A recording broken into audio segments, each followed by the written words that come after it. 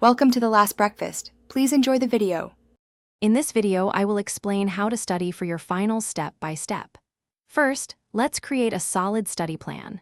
Begin by listing all your subjects and the topics each final will cover.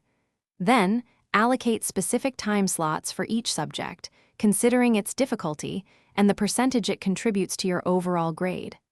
A well-structured plan is your first step towards success. Now, let's dive into effective study techniques. Instead of passively rereading, actively recall information by quizzing yourself. Utilize practice questions and past exams to simulate the real test environment and identify areas needing more attention. Teaching concepts to a friend or even just explaining them aloud can significantly deepen your understanding and retention. Managing your time and well-being is crucial during finals. Try the Pomodoro technique. Study for 25 minutes, then take a 5-minute break. After 4 cycles, take a longer break.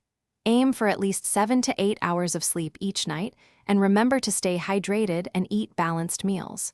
Your physical health directly impacts your mental performance. Finally, let's prepare for exam day itself.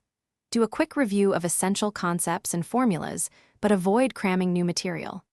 Arrive at your exam location early, ensuring you have all required materials like pens, calculators, or identification.